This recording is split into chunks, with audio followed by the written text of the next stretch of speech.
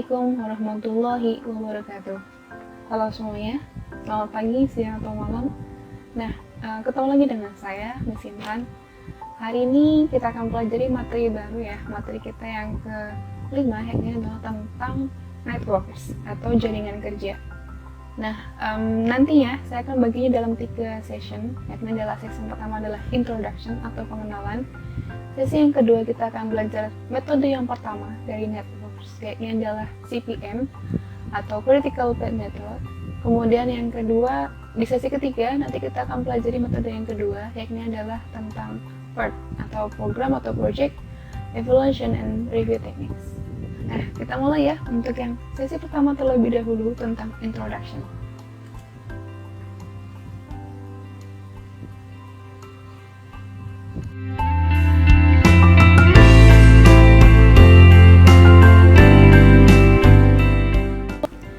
Kenapa sih kita harus mempelajari networks atau jaringan kerja? Jadi kita perlu mempelajari networks ini, itu adalah karena networks itu adalah bagian dalam manajemen proyek. Nah, manajemen proyek itu adalah salah satu topik yang kalian harus mastery, yang kalian harus pelajari dalam manajemen operasional nantinya. Ya. Jadi kita baca terlebih dahulu tentang manajemen proyek ya. Nah, apa itu proyek? Proyek itu adalah suatu kombinasi kegiatan-kegiatan yang saling berkaitan yang harus dilakukan dalam urutan-urutan tertentu sebelum keseluruhan tugas-tugas proyek dapat diselesaikan. Nah, kegiatan-kegiatan dalam proyek ini saling berkaitan dan berhubungan dalam suatu urutan yang logis, dalam artian bahwa beberapa kegiatan tidak dapat dimulai sampai kegiatan-kegiatan yang lainnya terlebih dahulu diselesaikan. Contohnya misalnya, sebuah proyek membangun rumah. Nah, membangun rumah itu biasanya diawali dengan pertama kali meratakan tanah dan juga membangun fondasi. Kemudian setelah itu kita bisa membangun tiang, dan setelah itu kita bisa memasang dinding. Nah, pertanyaan saya, apakah kita bisa memasang dinding sebelum pekerjaan memasang tiang selesai? Ya, tidak ya. Jadi kita tidak bisa memasang dinding sebelum tiang selesai dikerjakan. Nah, itu adalah maksud dari kalimat yang terakhir ini, bahwa beberapa kegiatan tidak dapat dimulai sampai kegiatan-kegiatan yang lainnya terlebih dahulu diselesaikan. Nah, konsep ini namakan adalah dependent activity, artinya adalah kegiatan yang sangat bergantung pada kegiatan sebelumnya. Tapi ada juga kegiatan yang tidak bergantung pada kegiatan yang lainnya. Contoh misalnya memasang dinding dan memasang jendela dan memasang pintu itu bisa dilakukan secara bersama-sama. Ya kan?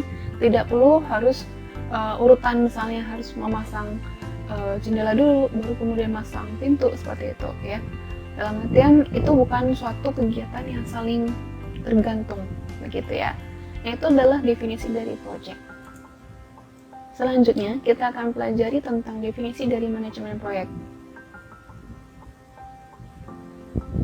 Manajemen proyek itu adalah activity atau kegiatan merencanakan, mengorganisir, memimpin, dan mengendalikan sumber daya perusahaan untuk mencapai sasaran jangka pendek yang telah ditentukan.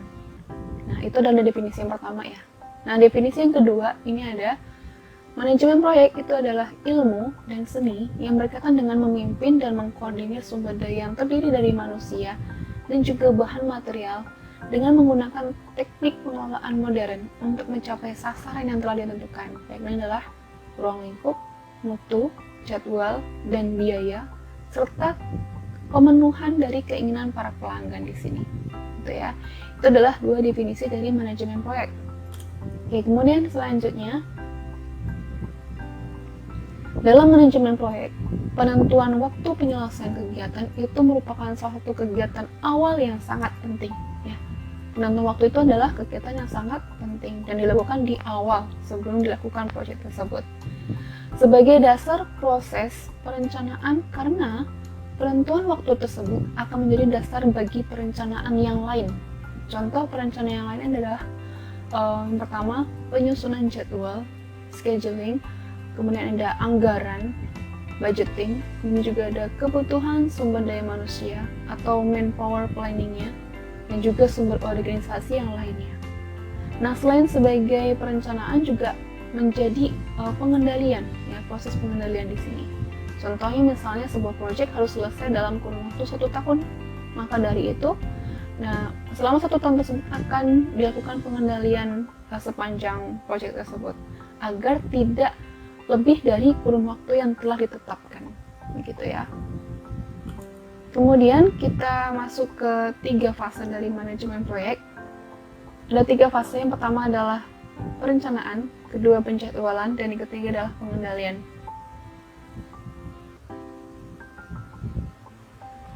Yang pertama kita bahas terlebih dahulu. Jadi fase yang pertama adalah perencanaan.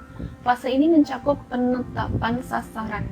Termasuk dalamnya adalah kita mendefinisikan proyeknya, seperti apa proyeknya, seperti itu, dan juga organisasi timnya atau struktur organisasi. Siapa kepala proyeknya, siapa anggota seksi ini, bidang ini, seperti itu. Kemudian yang kedua, fase yang kedua adalah penjadwalan atau scheduling. Jadi di sini fase ini adalah fase menghubungkan antara orang atau misalnya pekerja, klien, dan siapa saja yang terlibat dalam proyek tersebut. Itu juga dengan uang dan juga bahan. Jadi menghubungkan ketiga komponen ini ya, orang, uang, dan bahan untuk kegiatan khusus, dan juga menghubungkan masing-masing kegiatan satu dengan kegiatan yang lainnya sepanjang proyek tersebut. Oke. Kemudian yang ketiga, fase pengendalian. Fase pengendalian ini perusahaan melakukan pengawasan sumber daya, biaya, kualitas, dan juga anggarannya. Nah, perusahaan juga boleh melakukan revisi atau mengubah rencana, atau justru menggeser atau mengelola kembali sumber daya agar dapat memenuhi kebutuhan waktu dan biaya. Dan kita tahu ya pastinya dalam suatu pelaksanaan kegiatan apapun, suatu proyek pasti mungkin akan menemukan kendala, ya. Beberapa mungkin akan menemukan kendala yang mungkin kendalanya bisa tidak material, atau bahkan juga yang kendala yang besar. Dan di situ kita perlu peran aktif dari manajemen atau manajer proyeknya untuk mengambil keputusan yang tepat dan cepat, seperti itu, untuk menghindari adanya kemoloran dari proyek tersebut atau bahkan peningkatan biaya yang terjadi akibat kendala tersebut. Oke, itu adalah 3 fase manajemen proyek. Kemudian selanjutnya, manajemen proyek itu tujuannya untuk apa sih? Nah, tujuannya adalah ada 3. Yang pertama adalah on time, kemudian yang kedua adalah on budget, yang ketiga adalah on specification. Yang pertama tepat waktu, itu adalah waktu atau jadwal atau schedule yang sudah ditetapkan itu adalah salah satu sasaran utama proyek. Keterlambatan dari dalam pelaksanaan proyek tersebut itu akan mengakibatkan kerugian. Contoh misalnya ada penambahan biaya seperti itu, dan juga mungkin ada kehilangan kesempatan produk ketika masuki pasar karena terlambat selesai, begitu ya. Contoh misalnya ada launching project, ada launching produk seperti itu, cuman karena project produksi dari produk tersebut macet atau terlambat, maka itu akan menghilangkan kesempatan untuk produk tersebut memasuki pasar, ya. Kemudian yang kedua adalah on budget. Artinya di sini manajemen proyek ini akan mengawasi sehingga pelaksanaan itu tetap sesuai dengan anggaran. Jadi biaya yang dikeluarkan itu sesuai dengan anggaran yang telah ditetapkan sebelumnya, begitu. Ya. Nanti kalian akan baca tentang penganggaran perusahaan di semester 4 tahun depan ya, insya Allah. Kemudian selanjutnya adalah on specification. On specification sini maksudnya adalah proyek tersebut dilaksanakan sesuai dengan spesifikasi yang telah ditentukan. Contoh misalnya manajemen proyek sebuah gedung, dan kita bisa spesifikasikan mungkin gedung tersebut adalah misalnya 7 lantai dengan masing-masing lantai yang terdiri dari berapa ruangan seperti itu, dan juga misalnya bahan untuk penyusun bangunan tersebut apa saja seperti itu ya. Itu adalah maksud dari on specification. Kemudian selanjutnya kita akan pelajari tentang sebelum kita masuk ke yang topik lain, jadi manajemen proyek itu adalah aplikasi ya, jadi penerapan dari ilmu pengetahuan, skill ya, atau keterampilan, dan juga tools, alat-alat, dan juga teknik untuk aktivitas suatu proyek dengan maksud memenuhi atau melampaui kebutuhan dan harapan dari sebuah proyek. Itu adalah definisi atau ringkasan dari yang sudah kita pelajari tadi sebelumnya ya. Jadi manajemen proyek adalah penerapan atau aplikatif dari ilmu pengetahuan, skill, tools, dan teknik untuk aktivitas suatu proyek dengan maksud memenuhi atau melampaui kebutuhan dan harapan dari sebuah proyek, gitu ya. Nah, kemudian manajemen proyek itu punya ruang lingkup ya. Jadi ada beberapa ruang lingkupnya. Jadi kita akan bahas ya. Dari yang pertama kita mulai adalah ruang lingkup yang pertama adalah tentang manajemen perencanaan dan ruang lingkup proyek.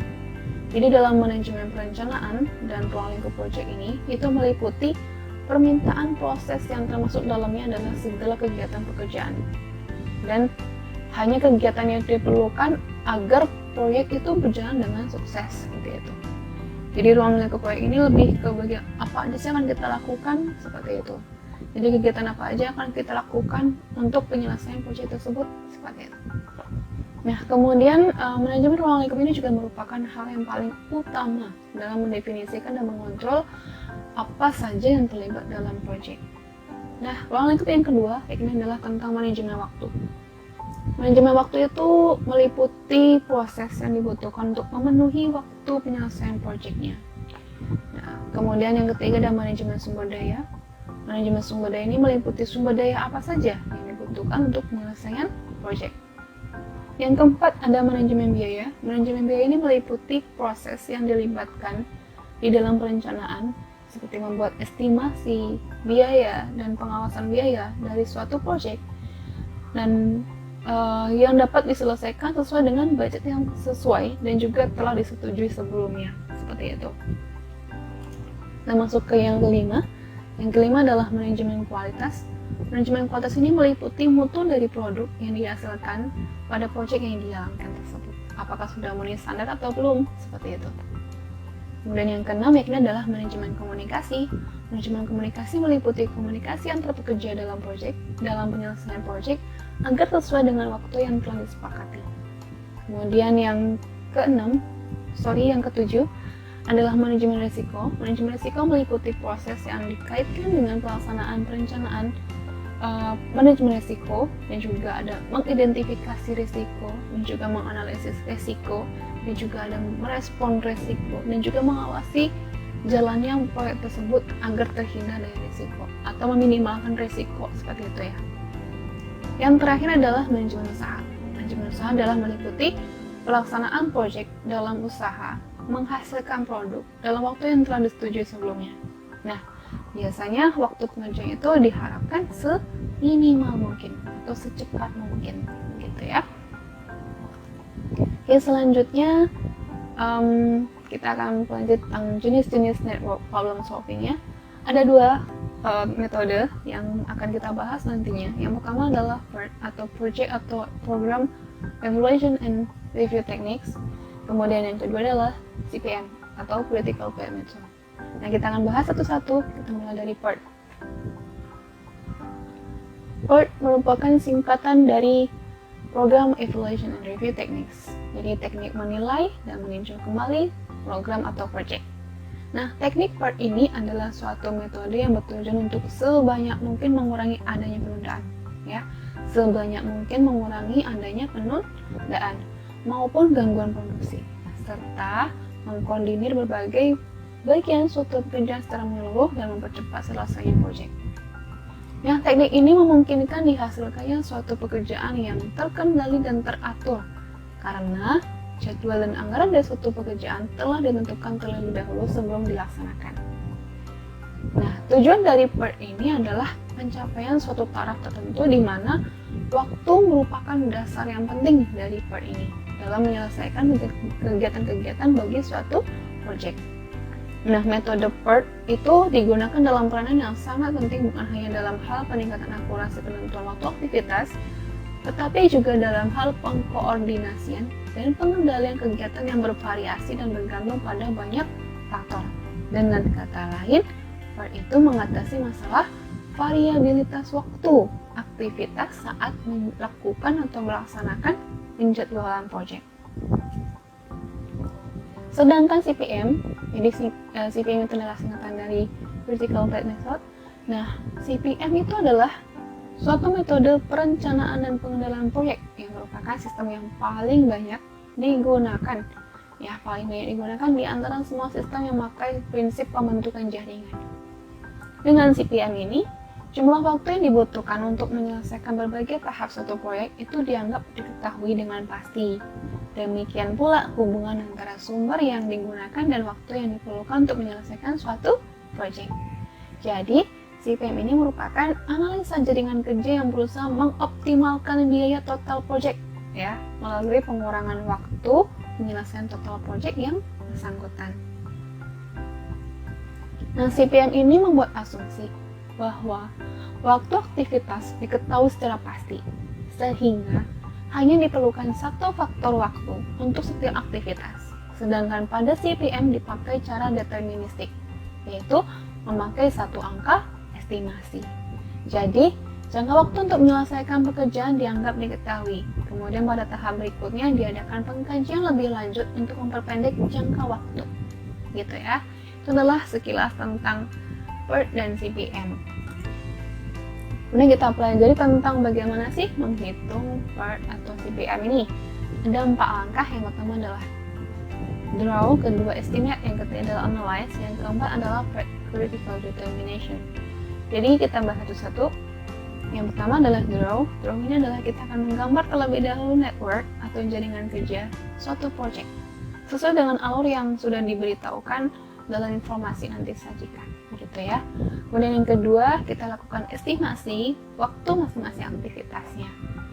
Yang ketiga, kita lakukan analyze atau menganalisis seluruh diagram network atau jaringan kerja untuk menentukan waktu terjadinya masing-masing kegiatan.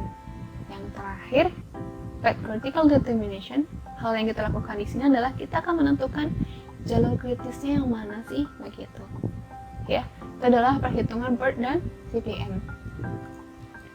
Selanjutnya, untuk menentukan lintasan kritis atau PERT critical determination tersebut ada beberapa langkah ya, ada 3 ya di sini. Yang pertama adalah forward pass, kemudian yang ketiga adalah backward pass, kemudian yang ketiga adalah select atau pelonggaran waktu gitu. Oke, saya bahas sekilas saja ya untuk yang pertama, yakni adalah forward pass. Nanti kita akan melakukan perhitungan maju ya. Jadi perhitungan maju dimulai dari initial event atau titik awal menuju ke titik akhir begitu. Jadi itu adalah forward pass. Sedangkan kebalikannya dari forward pass adalah backward pass. Backward pass itu adalah kita melakukan perhitungan mundur yang bergerak dari titik akhir atau terminal event menuju ke titik awal begitu ya. Kemudian nanti kita akan menghitung kelonggaran waktu yang setelah kita lakukan perhitungan forward dan backward pass, nanti kita akan dapatkan titik mana atau kegiatan mana yang memberikan kelonggaran waktu, atau titik mana atau yang kegiatan apa yang tidak memberikan kelonggaran waktu, begitu ya. Oke, itu adalah 3 langkah untuk menentukan lintasan kritis atau critical path-nya. Nah, selanjutnya kita akan pelajari tentang persamaan dan perbedaannya ya. Kita mulai dulu dari yang pertama adalah persamaan. Persamaan di sini ada 4 persamaan antara metode PERT dan CPM. Kita mulai yang pertama adalah kedua metode ini sama-sama membentuk lintasan dari suatu kegiatan ya, ada lintasan kritisnya sama gitu ya. Yang kedua metode ini membutuhkan waktu dalam pelaksanaan kegiatan. Artinya dia membutuhkan informasi tentang waktu kegiatan tersebut. Kemudian yang ketiga, kedua metode tersebut sama-sama digunakan untuk menangani sebuah proyek. Yang keempat, kedua metode harus melaksanakan pendataan waktu setiap operasi sehingga dapat menggunakan waktu semaksimal mungkin dan dengan pembiayaan yang seminimum mungkin. Itu adalah 4 persamaan dari metode PERT dan CPM. Kemudian selanjutnya tentang perbedaannya, ada 4 perbedaan dari metode PERT dan CPM ini. Yang pertama adalah kegunaan, yang kedua penekanan, yang ketiga informasi waktu, yang keempat adalah tanda panah. Oke, kita bahas terlebih dahulu untuk yang kegunaan ya. Jadi untuk yang metode PERT itu digunakan pada perencanaan dan pengendalian proyek yang belum pernah dikerjakan. Ya, belum pernah dikerjakan. Sedangkan CPM digunakan untuk menjadwalkan dan mengendalikan aktivitas yang sudah pernah dikerjakan sehingga data, waktu, dan biaya setiap unsur kegiatan telah diketahui oleh evaluator atau manajer proyeknya. Gitu. Jadi itu perbedaan mendasarnya tentang kegunaan dari PERT dan CPM. Yang kedua, penekanan. Pada metode PERT, itu yang ditekankan adalah tepat waktu. Sebab dengan penyingkatan waktu atau kecepatan waktu itu, maka biaya proyek itu turut mengecil. Sedangkan pada CBM itu menekankan pada ketepatan biaya agar seminimum mungkin. Yang ketiga, perbedaan yang ketiga adalah informasi waktu. Pada metode PERT nantinya digunakan 3 jenis waktu pengerjaan, yaitu adalah optimistic atau saya simbolkan sebagai O. Kemudian yang kedua adalah most likely atau normally gitu ya, kita simbolkan dengan N, serta pessimistic atau P. Nah, sedangkan pada CPM itu hanya memiliki satu jenis informasi waktu pengerjaannya, yaitu adalah waktu yang paling tepat dan layak untuk menyelesaikan suatu proyek. Kemudian yang keempat, perbedaan yang keempat adalah tentang tanda panah. Dalam PERT, anak panah itu menunjukkan tata urutan atau hubungan presidentil, sedangkan pada CPM, tanda panah adalah berarti kegiatan. Oke, selanjutnya, bagaimana sih membentuk diagram anak panah dalam sebuah jaringan kerja? Dalam diagram anak panah itu menunjukkan keterkaitan antara kegiatan atau aktivitas dalam suatu proyek.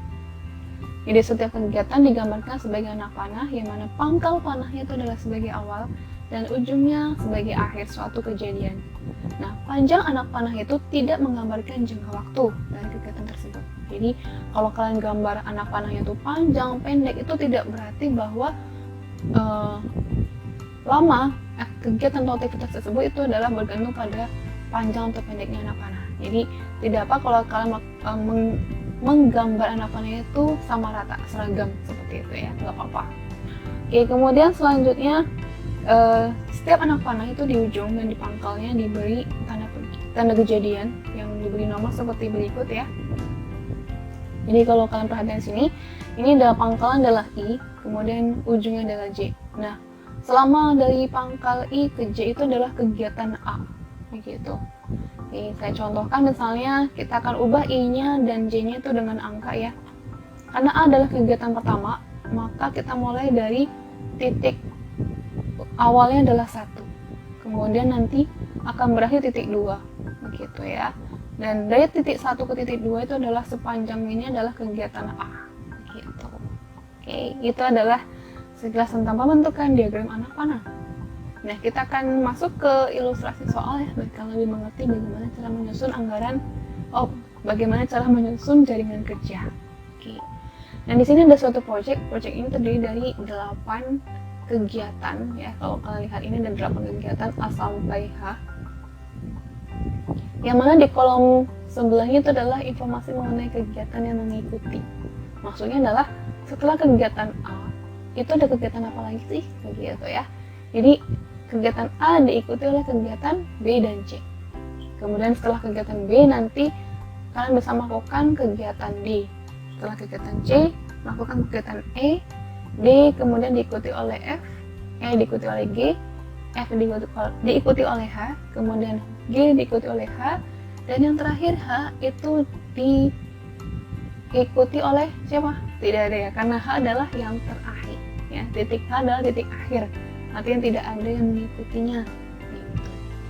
Nah, selanjutnya kita akan masuk ke penyelesaiannya. Jadi dalam penyelesaian ini saya akan memandu, alangkah baiknya nanti kalian membuat urutan terlebih dahulu dari kegiatannya. Ya, membuat urutan terlebih dahulu dari kegiatannya sebelum kalian membuat jaringan kerjanya. Gitu. Nah, kita buat urutannya. Kita mulai dari A titik awal ya. Jadi kegiatan awal. A itu akan diikuti oleh kegiatan B dan C, B dan C. Oke, kemudian karena informasi ini sudah saya gambar, saya akan centang ya. Kemudian selanjutnya B itu diikuti oleh kegiatan D, ya. Kemudian kegiatan C itu diikuti oleh kegiatan E, oke. Kemudian kegiatan D diikuti oleh kegiatan F, oke, anak panahnya ke sini. Kemudian selanjutnya kegiatan E diikuti oleh kegiatan G, oke, benar. Oke, selanjutnya F diikuti oleh kegiatan H, oke. Kemudian G diikuti oleh kegiatan H. Nah, kita nggak perlu buat H yang kedua ya, karena di sini prinsipnya kegiatan cuma satu, disimbolkan dengan satu. Jadi G ini akan saya tarik garis seperti ini, begitu. Nah, H titik terakhir ya, jadi H ini adalah titik akhirnya, kegiatan akhirnya, bukan titik akhir ya, kegiatan akhir. Semoga bisa dipahami ya untuk urutan dari kegiatan ini. Nah, selanjutnya baru kita akan mulai membuat jaringan kerjanya dengan menambahkan informasi titik awal dan titik akhirnya. Oke, seperti ini ya. Jadi kita nanti akan buat titik awal dan titik akhir dari masing-masing kegiatan. Contoh untuk yang A, itu kita mulai dari titiknya adalah titik 1, kemudian berakhir titik 2. Nah, sepanjang titik 1 dan titik 2 ini adalah kegiatan A, begitu. Bisa dipahami ya? Oke, kita lakukan untuk semua kegiatan. Oke, B. Oke, B dimulai titik 2 dan berakhir titik 3. Kemudian selanjutnya C berawal dari titik 2, berakhir dari titik 4. Kemudian yang D itu berawal titik 3, berakhir di titik 5. Kemudian yang E itu berawal di titik 4, berakhir di titik 6.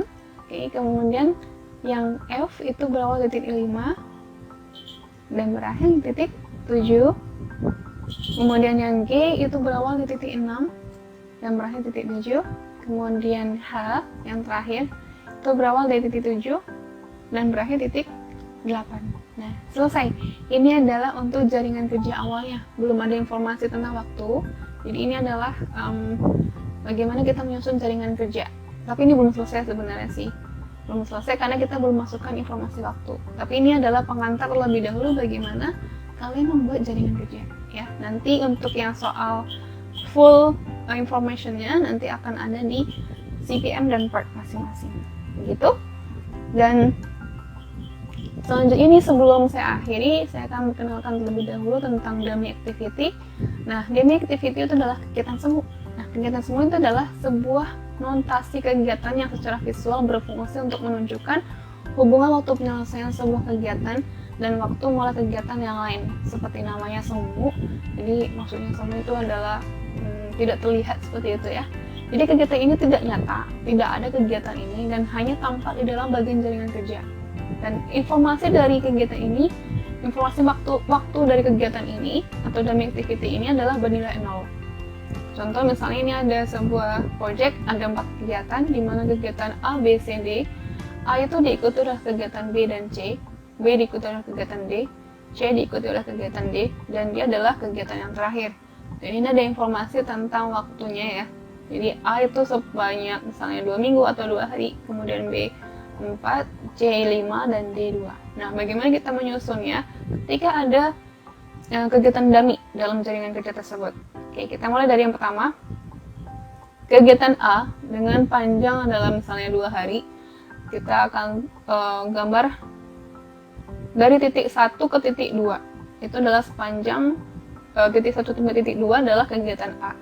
Kemudian A ini diikuti oleh kegiatan B dan C. Nah, B kita akan gambar. B itu ada 4 hari ya misalnya. Dan itu dimulai dari titik 2 dan berakhir titik 3. Nah, kemudian selanjutnya kita akan gambar yang C ya.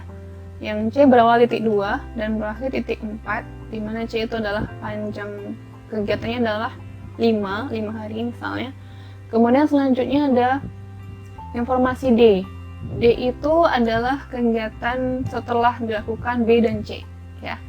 Jadi contohnya ini adalah D selama 2 hari, itu berawal dari titik 3, berakhir titik 5. Nah, syaratnya D itu harusnya adalah selesai kegiatan B dan C. Nah, bagaimana kita menjembatani C ke titik 3 ini dengan cara kita menambahkan kegiatan semu atau dummy activity seperti berikut. Biasanya disimbolkan dengan garis putus-putus ya. Ini sengaja saya buat garisnya warna merah dan simbolnya adalah D1 karena ada dummy yang pertama berarti ya. Yang dummy ini lama kegiatannya adalah bernilai 0, artinya tidak ada panjangnya, karena ini adalah fungsinya untuk menjembatani atau menghubungkan titik 4 dan titik 3. Karena kan rule-nya nggak boleh ya, misalnya dalam satu anak panah itu ada 2 kegiatan tuh nggak boleh. begitu ya. Jadi misalnya contoh di sini kalian buat 2 sampai 3 ada B dan C, itu tidak boleh ya. Jadi satu anak panah itu satu kegiatan, contoh ini ada B satu kegiatan, C satu kegiatan, kemudian bagaimana kita membuatnya terhubung agar D bisa dilakukan adalah dengan menambahkan variabel dummy. Dengan menambahkan kegiatan dummy gitu ya. Nah, sekian mengenai introduction dari networks atau jaringan kerja. Kita akan masuk untuk mempelajari metode-metode dalam network problem solving. Ya, selanjutnya di di video berikutnya. Oke, terima kasih ya sudah memperhatikan. Kita akan lanjut ke video berikutnya. Assalamualaikum warahmatullahi wabarakatuh.